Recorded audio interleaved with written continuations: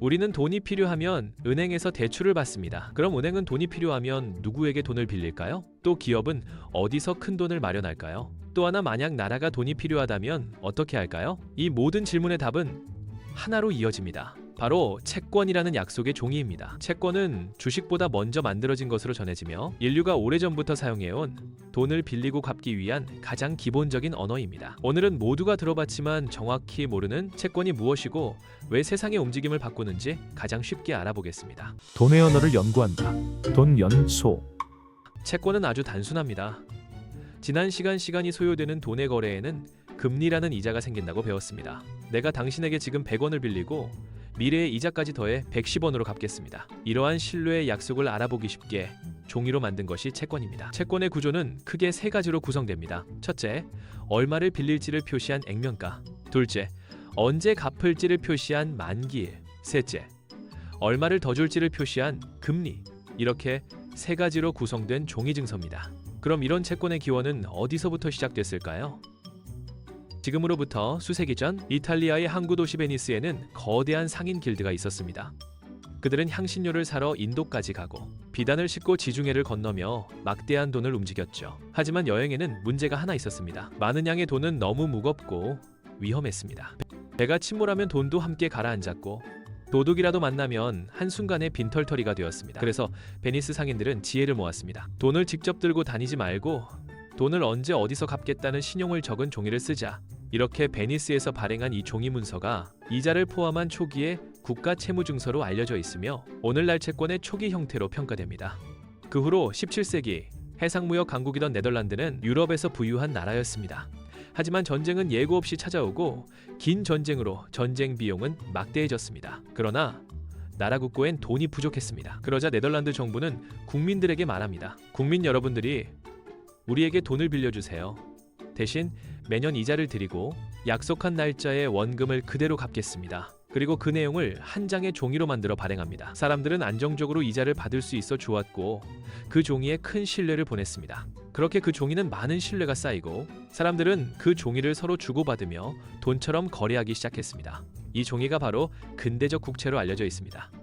이후 영국의 전쟁, 미국의 산업혁명 등으로 각 나라들이 필요한 돈을 구하기 위해 발행한 채권들이 현대 경제의 기본 틀로 완성됩니다. 지금은 컴퓨터와 인터넷의 발달로 돈의 약속을 기록하고 보기 편하지만 돈의 거래의 신뢰를 종이 한 장에 표시한 이 사건은 굉장히 큰 혁명이었습니다. 그렇다면 누가 언제 채권을 발행할까요? 대부분의 나라는 걷어들인 세금으로 국가 예산을 집행합니다. 그런데 정부가 예산이 부족하거나 갑작스러운 경기 부양이 필요할 때 채권을 발행합니다. 이처럼 나라가 발행하는 채권을 국채라고 합니다. 세금으로 갚기 때문에 가장 안전한 채권으로 취급되기도 합니다. 그래서 국채 금리는 나라 경제의 체온계입니다. 또 다른 채권은 기업의 성장을 위해 연구개발, 공장 건설, 시설 투자 같은 큰 돈이 필요할 때 기업은 은행이 아니라 투자자들에게 직접 빌립니다. 그렇게 기업들도 채권을 발행해 돈을 빌리는 것입니다. 기업이 발행하는 채권을 회사채라고 합니다. 때에 따라서는 기업은 주식과 교환할 수 있는 전환사채라는 채권을 발행하기도 합니다. 두 가지 모두 회사채에 속합니다. 기업의 환경이 좋으면 낮은 금리로 조달하고 위험하면 높은 금리를 줘야 합니다. 그래서 회사채 금리는 기업의 건강 체크기입니다. 또 하나의 채권은 은행에서 발행합니다. 은행에 들어오는 예금만으로 대출 자금을 충당할 수 없을 때도 있습니다. 그래서 이럴 때는 은행도 채권을 발행합니다. 이렇게 은행에서 발행하는 채권을 은행채라고 합니다. 은행채는 은행의 신용도를 반영하기 때문에 금융시장 안정성을 판단하는 중요한 지표입니다. 그럼 채권이 왜 중요할까요? 채권은 경제 전반에 걸쳐 연결고리가 있기 때문입니다. 주식, 부동산, 환율, 금리가 모두 연결되어 있습니다. 채권은 단순한 문서 같지만 경제 전반을 조용히 움직입니다. 주식은 채권 금리와 반대로 따라갈 때가 많고 부동산 대출 금리도 국채 금리와 연결되고 환율도 채권 금리에 반응하며 중앙은행의 금리 정책도 채권 시장을 통해 전달됩니다.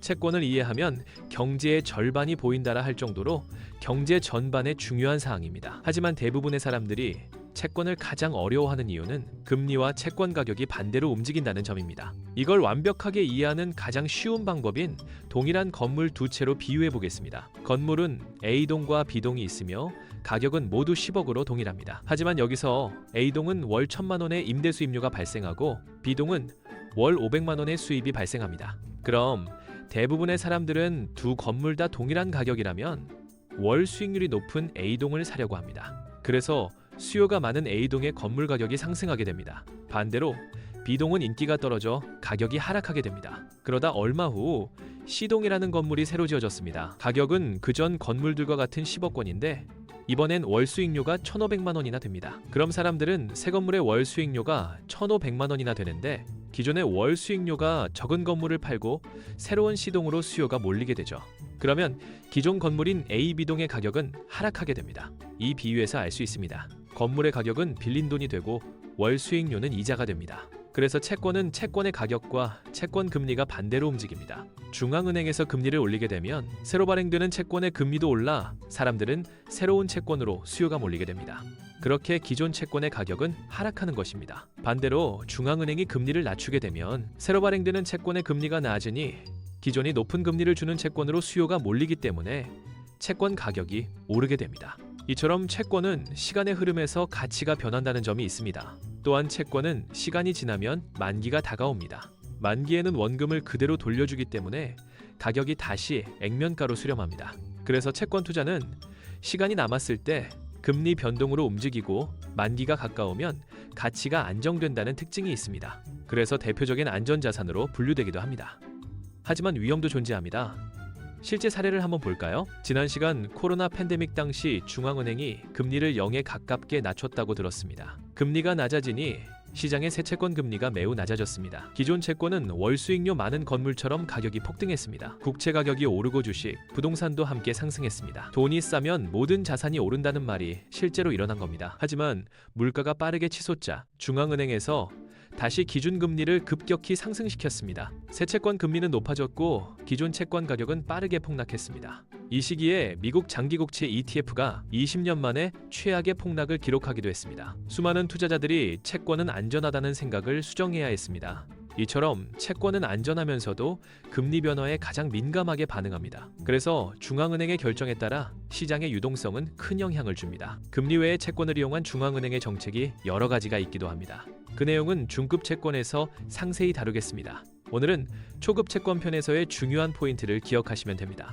금리가 내려가면 채권값이 오르고 채권 금리는 내려가며 금리가 올라가면 채권값이 떨어지고 채권 금리는 올라간다. 이 포인트는 꼭 기억해 두시길 바랍니다. 정리하겠습니다.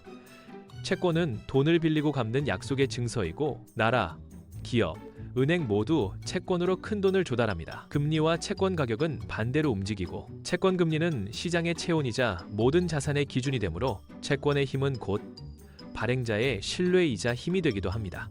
하지만 누군가 채권을 구매해줘야지만 돈이 공급됨을 명심해야 합니다. 이 원리를 이해하면 주식, 부동산, 환율, 금리 변동이 모두 연결돼 보이기 시작합니다. 채권은 조용하지만 경제의 큰 흐름 속에 숨은 경제 사용 설명서입니다. 다음 시간에는 전 세계의 돈의 움직임을 좌우하는 환율의 언어를 알아보겠습니다.